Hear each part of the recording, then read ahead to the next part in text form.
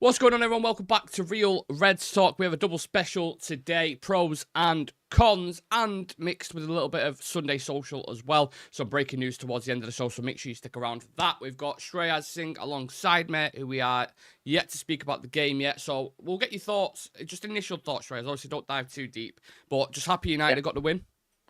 Yeah, very happy and very happy with the scoreline as well. Like it's Yeah, been a it's been a good minute that I've seen a 3-0 scoreline to us. yeah. So yeah, it was a good change of pace, and apart from that, just really happy that at least we were able to take, like, genuinely this needed a positive result with the way things were actually moving. This team needed that kickstart, and a lot of people were expecting that maybe after the first international break it might still be slow. It might still Mhm. be slow going for United, but I think this game brought a lot of confidence into this team, and maybe they can carry it into the upcoming games of the season as well. Yeah, fingers crossed. There's plenty of things to kind of nitpick at this in terms of pros and cons. So for anyone who hasn't watched it before, obviously we get the positives from the game in terms of more specifics and dive into them and really get some kind of analysis on it. And then obviously it's kind of what it is on the tin, the negatives as well, and what we think. And get yours in, and we're happy to debate them as well. If there's any that we've missed that you think that are important, that should be on there, that we should discuss, we shall talk about it. Just before we dive into it, Shreyas, if you can, your camera a little bit, just so it's thinger, if that's possible, if that's all right. Yeah, just so we've Yeah. got your... Yeah, perfect. There we go. Right, there we go. Ready, all set to go. So we'll discuss pros first. Usually I start with the negatives first, but there's a lot of positives, so I'm happy to start with For the those for a change. For for a a change. change. That's the main thing. United have redemption on the mind, as Drake would say yesterday. Shreyas Rashford took his goal well. We know Matthias de Ligt had a stinker over international break with the Netherlands. Came back, had a wonderful performance. We're also going to discuss him separately. And then you had Andre Onana save a penalty as well. On that penalty, was it a bad penalty, do you think, or was it a good save? I think it was a good save, Okay. because I would say, look, with penalties, it all comes, genuinely comes down to luck. If Onana would have just jumped the other direction, never would have even come up for debate whether it was a bad or a good pen, because it would have gone into the net. So I think with penalties, you can't really class them as much. And with the way the game was flowing, especially in those first 30 minutes, I think that penalty actually changed the entire momentum Mm-hmm. of the game altogether, because it just woke every single player up. And we went to the other end of the pitch and it ended up getting a goal. And I think this is genuinely what matters. And even in the previous games as well, we actually noticed this.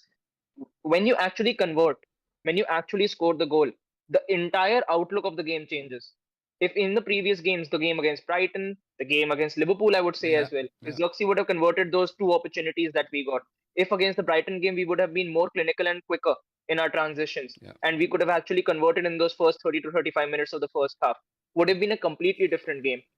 And it is the same story as in that game yesterday. If Southampton would have scored that goal, game would have been in a completely different direction, because they were already on a high when they started that game. Would have ended up getting a goal, would have jumped their confidence up playing at the home end as well.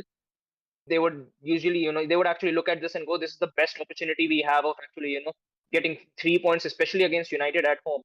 But we made the save, momentum changed, went to the other end, got a goal, and just the entire dynamic of the game changes.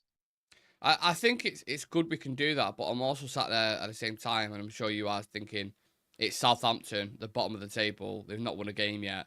How on earth for 30 minutes or whatever we sat there like saying, this, Onana penalty save has completely turned the game around. And I don't know if it's like a mentality thing or not, where it's like, you just feel very I think it flaky, don't is. they? I For think it like, is, because last year against these teams itself, we dropped a lot of points. yeah. Like, genuinely, in the last year, the teams in the lower half of the table, we actually ended up losing more points in comparison to the top half. And it really didn't matter at the end of the season, because even though we beat Villa twice, we ended up getting a result against Brighton as well as Newcastle as well in the second stages of the season. Didn't really matter as much, because we dropped so many points against teams Mm. like these, like Bournemouth, your Palace, the teams in that circuit. We ended up dropping a lot of points. So we needed this sort of result, because we even struggled against these sort of teams last year. Yeah. And it's weird, it's gone two ways, hasn't it? It's like, with Ole Gunnar Solskjaer, we'd always beat the big teams. because we kill them on the counter attack, and then we just struggle against the lower teams as well. Now it's kind of like a little bit of a mix of both, because sometimes we'll pull off a really good result against a big team, and then so it's been really mixed performances from Yeah. United, but very important obviously to get a win. And I'm just happy for Rashford for him to get his goal. He hasn't scored for United. I think it was March or something the last time he Yeah, scored. last goal was against his last goal was against Everton, and when he got a penalty at Old And Trafford. Ten Hag said, I think even before the game, because we've discussed it before in terms of why does he keep starting him, why does he keep playing him, and he described it right as like the tomato sauce in a bottle. I don't know if you saw this, but you know when you try to shake it and you try to get the sauce out, and then you let it and instantly it goes poof, starts flushing. Yeah. That's the way he described it, and I thought that's a that's an interesting analogy to use for a player. But do you think maybe that, as Ten Hag's alluding to there with the Heinz bottle of ketchup, the sauce can start flowing now? He scored. I hope so, because look, Rashford has always been a confidence player, especially like when he actually got that goal, he looked a bit more active. He looked more involved in the game. He looked a lot more. I would say, whenever he got the ball around the box, he looked like it actually looked like something that might actually happen from this. So, and that wasn't the case in the first few games of the season. I think getting that goal was very, very important, and I think he was desperate for a goal as well. And I really hope that in the coming games, we've got Barnsley, we've got 20, and we've got Palace coming up too. I hope he can carry this form into those games as well, because he's still the senior most figure in that attacking line. Garnacho is doing quite well, Ahmad is doing quite well, Xerxes is doing quite well, but he's still the most senior most figure in that attacking lineup. And I think if Rashford does actually, end up firing goals the way he can, the way we have seen him do, I think it takes a lot of pressure off guys like Hoyland, guys like Xerxes who are just fitting into this team. So I just hope it works out for him, and I'm really glad he got that goal, because he was in desperate need for one. Yeah, right. I'm going to go to the comments in a moment, and we're going to discuss Ahmad Diallo on the opposite side as well, because I think he deserves his flowers. Right, Josh Robin saying RVPU coaches Herveen now lost 9-1 to AZ last night. Hi, Nick and Shreyas. Hope everyone is well. Alex saying, any interactive games tonight, guys? Yeah, I'm sure we could do 7 o'clock tonight. If that's something you guys want, we could definitely add it to a news show for sure. So, yeah, come and tune in later at 7 o'clock. Alex saying, Ugarte sits back and waits for a turn in possession. Definitely going to be handy having him put out fires before they start. Sean saying, Ligt is a proper dominatrix in the box, Shreyas. No comment. Already getting it in there straight off the bat. Big up Real Reds Talk. Punch Paint watching from Boston. That's fantastic. That analogy about ketchup was actually a repeat of something Ruud van Nistelrooy said to Higuain, probably when they were at Madrid. Look it up. There we go. Sean dropping dimes there. BT will never know how United would react. Onana saved the penalty. It's part of the game. They missed. We scored. So a good day for us. And a penalty was supposed to be given. It was just outside. On the penalty, I thought I was inside. As soon as I saw it, I was like, it was a clear pen for me. I don't know what you thought, Shreyas. I'm just gotten used to the fact that these soft pen calls or penalty calls in general don't go our way. So whenever I see, especially with Dallo as well, it happened last year on a lot of occasions against Chelsea, against Liverpool as well, when we had a draw against them 2-2 at Old Trafford. It's been happening for a long time, and especially when I see these penalty calls, I just know that it's going to get given, no matter what the case is. As soft it might be, or as controversial it might be, it will just be given in the opposite direction, and it's always happened. I'm just glad that Onana was able to save that one. Agreed. Let's talk about the player on the back of his shirt then, Amad Diallo, cementing that position now for sure. I mean, he's just, coming on leaps and bounds. First player to have created 5 or 6 chances, I think it was, with 100% shot accuracy in a decade. I think the stat was. Retains the ball really well, can run it his man. He was great again yesterday, wasn't he? Yeah, he was. And like you mentioned, the stat, the last player to do that was Anthony Martial. Yeah. For us in a game. And look, I think he's our most consistent forward right now. Every single game that he has played, I'm not saying that he's been absolutely amazing, dropping 10 on 10s every single game, but he's a bright spark in that attacking line. He offers us something completely different to what our other attackers often offers us, because Garnacho is a direct winger. Rashford is a very, very direct winger. Same goes for Anthony. You look at Ahmad, he's actually he has that playmaker winger as well as direct winger. He has that versatility in his game, and he knows how to switch about it. And you could see it against Southampton. You could see it against Liverpool as well when he came on. He actually caused a lot of issues when he Mm. came on against Liverpool. In the Brighton game as well, he knows how to, actually switch up his game. So I'm really glad that he started the season the way he has in preseason and even at the back end of last season. I think everyone knew that this kid is going to be the next big thing in this attacking line and has to Mm-hmm. be given minutes regularly. Preseason he was the best player. The season has started. He's the best player in our attacking line, and we needed this sort of dynamic from that right hand side because before this season, all our attacks have been from the left hand side. Yeah. Whether it's Ollie's season, whether it's Ten Hag's first season as well, our entire threat used to come off from the left hand side. Mm-hmm. It never used to be the case where I would say that the left hand side and the right hand side is as balanced that we can actually cause troubles from both the flanks. And that's why last season the biggest issue was people used to double down on Rashford, people used to double down on Garnacho. They didn't even used to bother on the right Yeah. hand side because they knew nothing is actually going to be, as productive coming off from the right hand side. Left hand side might still be a bit damaging. So I'm glad that dynamic is actually coming through. I think Ahmad links up very well with Mazarawi. I think he links quite well with it is something which is very, very positive. We haven't really had that up until now, and I think once we find this balance on the left hand side as well, I think Xerxes might actually have a better time playing up top as well. Mm. Yeah, well, you talk about the right hand side. We could just bring Mazraoui in because he was another one of the positives that I wanted to talk about.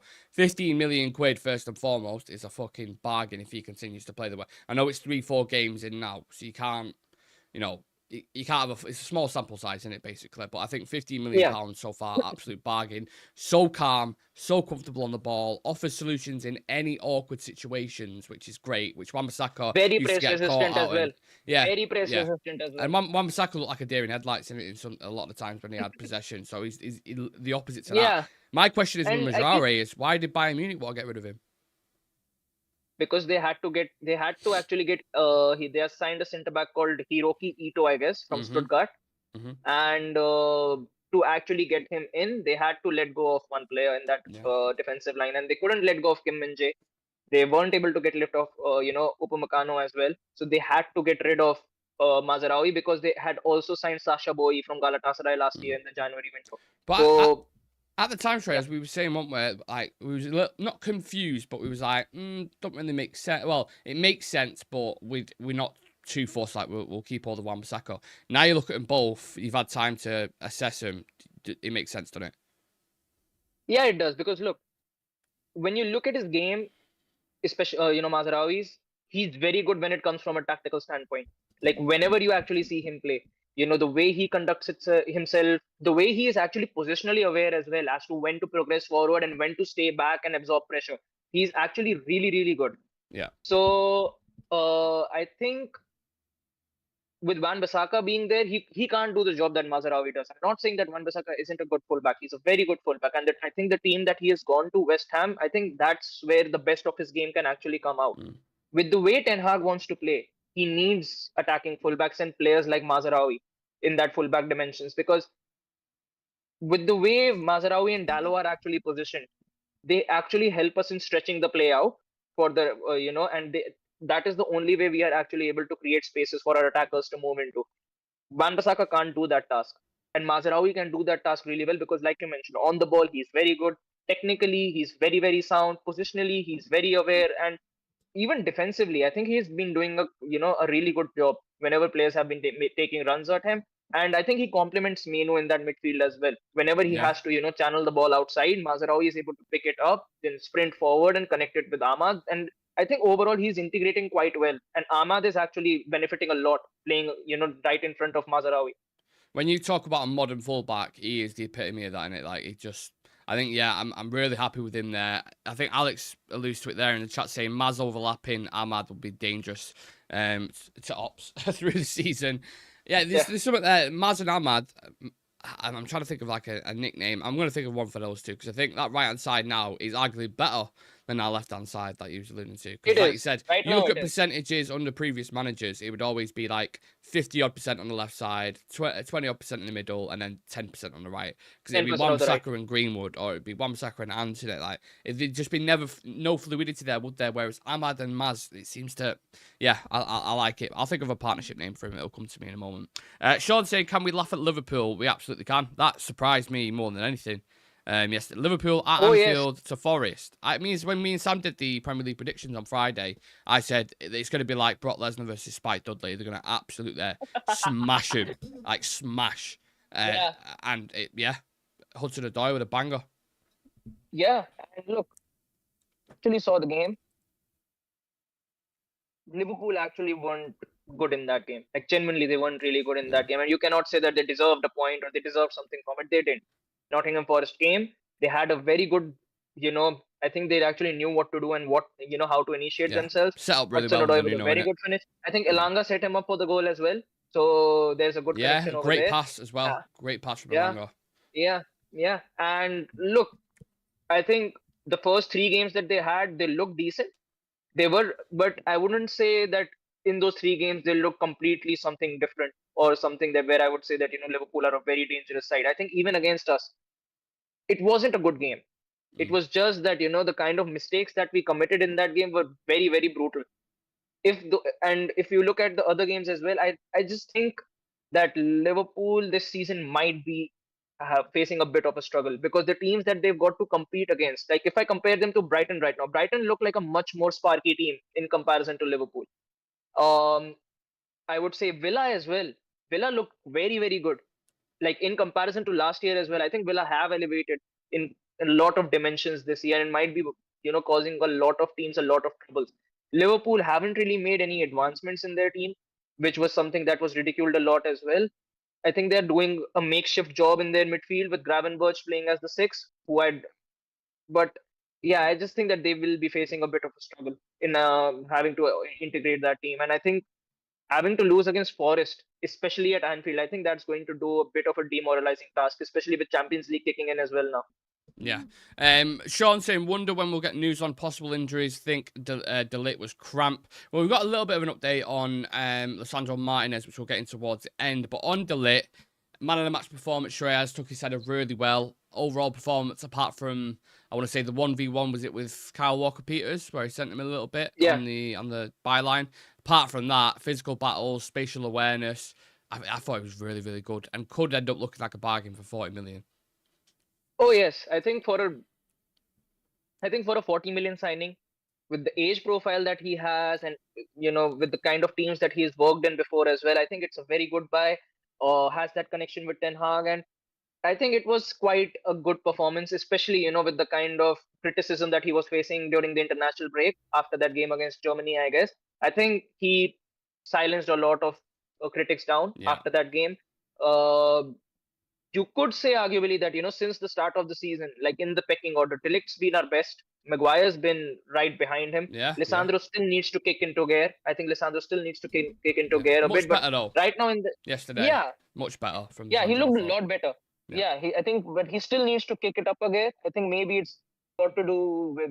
I just hope that the injury that he's on knock has, that he's picked up isn't something serious and it's Yeah, it's cramp. just I think needs a he rest. said it was cramp after the game, so I think it'd be all Cramp, right. yeah, Yeah. yeah. So I think he might be rested for the Marsley game and then be put into the first 11 again. But apart from that, I think one of the major concerns that all of us had was De Ligt is a fantastic centre back, no doubt about it. But will he work as a partnership alongside Lisandro?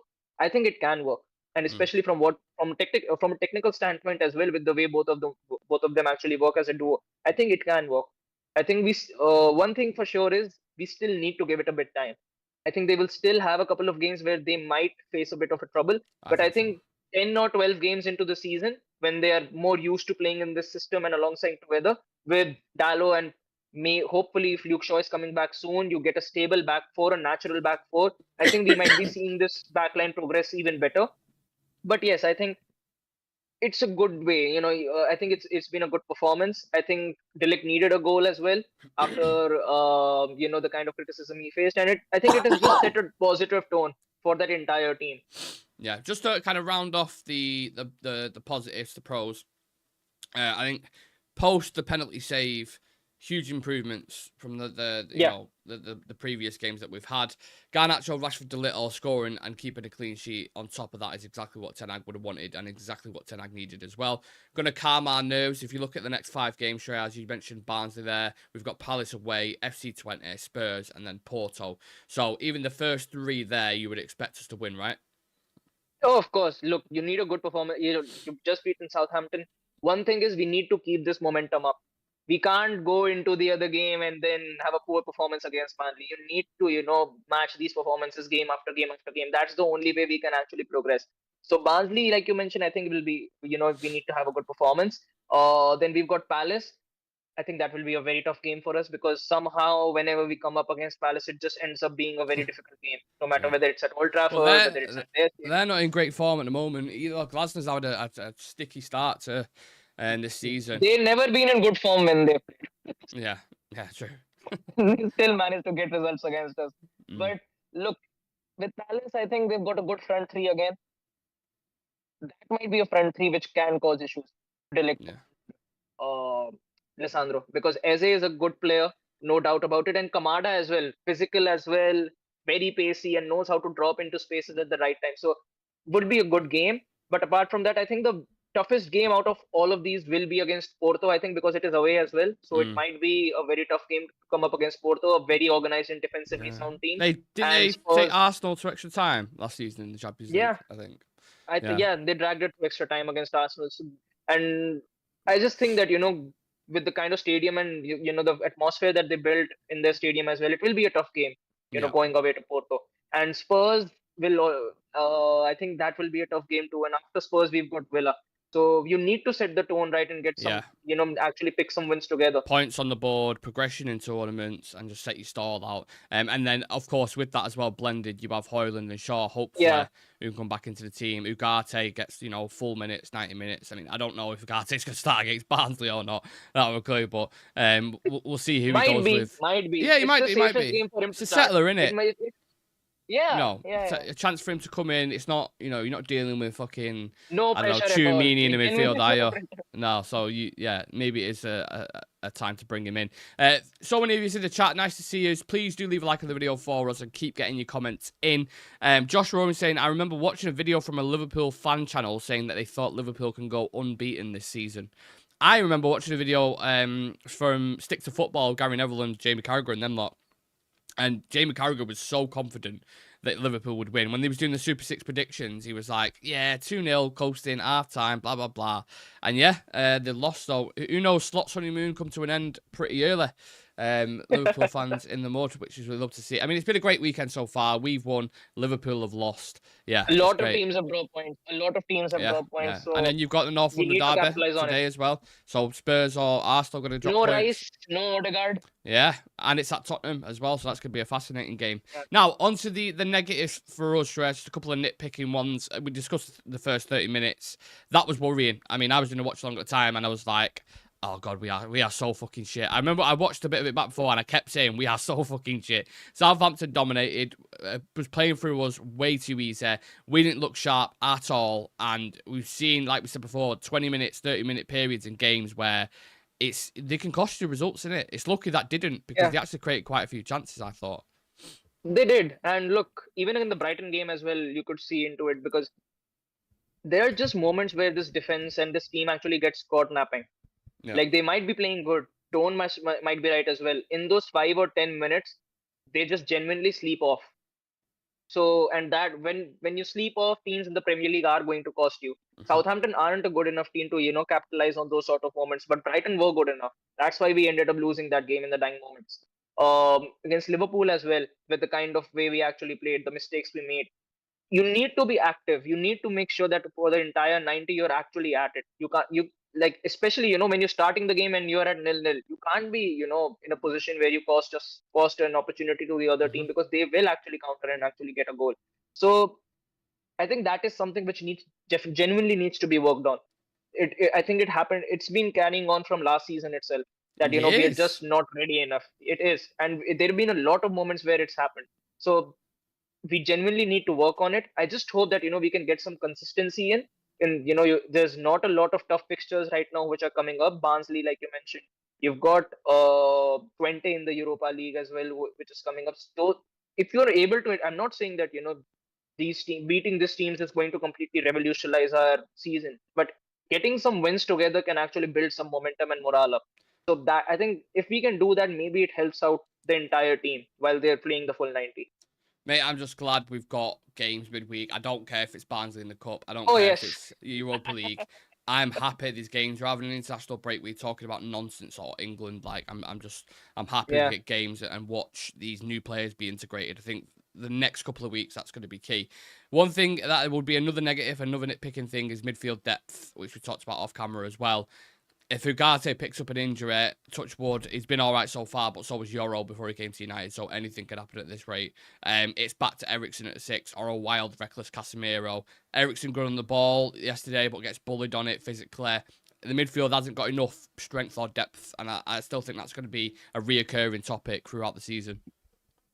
I think with Ericsson once again, you can play him in these sort of games where you know you will Yeah, have 60 to 65% possession yeah, because I think on the ball you've not got any other better midfielder than him. Like the kind of creativity he has, the kind of vision he has. I think he yeah. helped out a lot On in the ball, last. but first Yeah, 30 on the ball, minutes, on the off the ball. ball, Yeah, yeah. Off the ball, he's very vulnerable when players are making runs at him. But if you need someone to play that incisive pass, if you need someone yeah, to yeah, be able he's your to guy. unlock those sort of defenses, Hmm. he's probably one of the best guys to have around. So, but as a full package, I don't really think that he fits in because he's just not got the enough legs. He's just not got enough mobility and agility to work as a Yeah. six or as a midfielder in If he this did, setup. he'd be a fucking, if he was had De Jong's agility, a bit of physicality about him, he'd be, I would say if even if it was Ericsson just from 3 or 4 years before, yeah, yeah, would yeah, perfectly slot into this team because at that point it was genuinely impossible to get the ball off him when he was at Spurs and when he moved to Inter as well. I think he I, did a re- fantastic job at those clubs. I remember the quote from Ten Hag, and I'm sure you remember it yourself, where, do you remember last season he brought off Casemiro and put Eriksen on, and they asked him why they do it,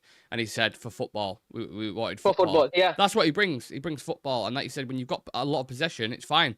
When you're against a yeah. big team, he does, as you saw against City, can't do it, cannot do it, because he'll get I overrun. think I think he might be used in certain games, but apart from that, maybe if Ugarte does end up picking a knock and you're at a loss for options, I think that's where Collier comes in.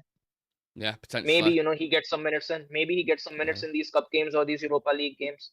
I mean, you're looking at Anthony and Casemiro on the bench yesterday, aren't you? You're like, it's £150 million worth of talent, and they're probably not going to get a sniff for a bit now. Obviously, in these games, I can see Anthony playing against Barnsley and maybe even potentially FC20. I think But Casemiro is still a case where probably, I still think we might be seeing a lot of games where it is yeah, Casemiro, Ugarte, and I hope Bruno. And so. I think that would work quite well Yeah, because, because you could push Casemiro on then, can't you?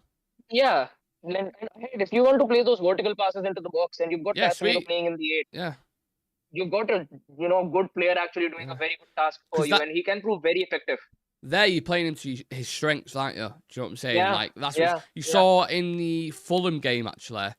When he was around the edge of the box, we were sliding in Bruno Fernandes, which Bruno should have scored. He created quite a few chances, and he was really 4 chances creative. he created in the Yeah. space of just 10 minutes. And then if you lose the ball, you've got Ugarte behind you to sweep up. So it's Yeah. not too bad. You're not losing it in key areas like the Liverpool game where they turn over and score multiple times. So I could definitely see that combination working. I said that when I did the Ugarte versus Casemiro video before we even signed Ugarte. I was like, I can see them potentially working together in certain games. If you're coming up against a Real Madrid in the Champions League, which we won't because we're not in the Champions League, but if we was coming up against a team like that, that's how I would set us up. I would even push Kobe further on and play him as a 10 and then have Ugarte and Casemiro together. I think there's options there for once. But if one of them gets injured and one of them goes out, that's where I'm like, I'm worried about this team. But we'll see. We'll see. The last one, Shreyas, on the cons. Dallo had a little bit of a rough game, didn't he? Talk to us about his performance and your thoughts and feelings. I think he had Dipling. I think it was the guy who was playing on the right hand side for them yesterday. I think gave him a hard time. Yeah. But I was expecting this to happen in one of the games because Dallo does struggle in certain even last year you could see it as well when the season started. There are going to be games where Dallo will struggle, and there was a patch last year where he wasn't really playing well, but game after game after game, he's someone who builds himself up, and it gets to a point where he gets that consistency and actually starts playing quite well. I think since the season has started, he's looked quite well. He's proved very effective in playing as a left back as well. But I just think yesterday just wasn't his night. Maybe it's got to do with the early kickoff as well. Was playing with Portugal going on international break, might have something to do with it. But apart from that, I think more or less, I think he's having a good season. I think one off game I think it's still all right. The penalty was naive though, wasn't it? That's when you Yeah, give that penalty yeah. away. Well, I don't know if it was Chelsea. That might have been Wan-Bissaka last season who gave that penalty away. But I know there was one game where Dalot did the exact same thing and he dived in. And you're like, look, sometimes it's going to happen when you're a wing back coming up against a little bit of a tricky winger. But there's some just things he can improve on, I think. What do you do when Shaw comes back? Who starts at right back? Ooh. Tricky one, isn't it? I think it will be a tricky one. Yeah, it will be a tricky one. But at least, it's good that you've got Yeah. competition for places and options to choose from. Because there will come a point where we'll have to rest Mazraoui, where we'll have to rest Yeah. players, because you've got a lot of games coming up just this week as well. Now you've got games every 3 to 4 days. So you will have to, make sure that you've got alternatives on the bench. Some games Dalot will start, some games Mazraoui will start, some games Luke Shaw will start. Luke Shaw will be rested and Dalot and Mazraoui will be back at it again. So I think with Shaw, they're going to be very cautious this season, like very, very cautious. They're not going to be putting him in like straight up into the field. I think they're going to be very, very precautionary with him. I'm gonna push you on it. If you have to make a choice, going to your red Dalot or Mazraoui right now at right back. Mazraoui right now, Mazraoui. I think so. Yeah, I agree. What do we think, guys in the chat, ladies and gentlemen? Sorry, let me know. Josh Rowan saying none of these players I think should play against Barnsley because I think we should rotate and start the likes of Wheatley, Collier, Amas, Jack Fletcher, and maybe Bayern Day. I I agree with a couple of them. But we know Eric Ten Hag. He ain't gonna do that, is he? There'll still be some strong depth in that team because he wants to win every game in every cup tournament. It's just the way he is. I hope we don't have injuries. We need to play our same 11. I think Ugarte should be in and Ericsson out. We'll talk about Sandro in a minute. Dino Lewis is saying, I would rest our fullback for the cup game, lads. Give Amos a run out. A lot of people asking for youth, which I understand. Dalot back on the right and Mazraoui on the left. We need to try this if Diogo has another poor start. Yeah, because I think Mazraoui is more comfortable than Dalot. He's more balanced. He's more balanced. Yeah. Dalot is okay at left back, but trying to tackle with your right foot on the left wing, you have to come across players, which will always be risky. Southampton XG 1.25, United 2.58. Some stats in there from Punch Paint. Neil DeScroll saying, my friend's son played for Southampton, gave Dalot a hard time. He was Dalot foul, pen, and then I can't read the rest of that. It's difficult to read, but thank you for the comment. Excuse me. Hello, Steph. Welcome to the chat. Skip Rabiot, save the money until Jan and see who's available then. Give Toby more game time. Yeah, and that's it. Everything up to now. 22 likes and 25 people watching. Please do smash that like button. Subscribe. We're on 6,877 subs. So we're 23 off 6,900. If there is anyone new who enjoys this content, watch-alongs, guest interviews, tactical analysis, all that kind of stuff, then hit the subscribe button, please. All right, yeah, we had an update from someone I follow on Twitter who's good with injuries. He basically follows his whole job. I don't know how he does it. Is to follow all the injuries in the Premier League and give updates and stuff. Who said, Lisandro Martinez to be assessed, but they believe it's nothing serious. I think Ten Hag said that after his press conference as well. De Ligt still working back to full fitness at this moment. He's not fully fit. He's not 100% speed. He needs to games to get up to that pace.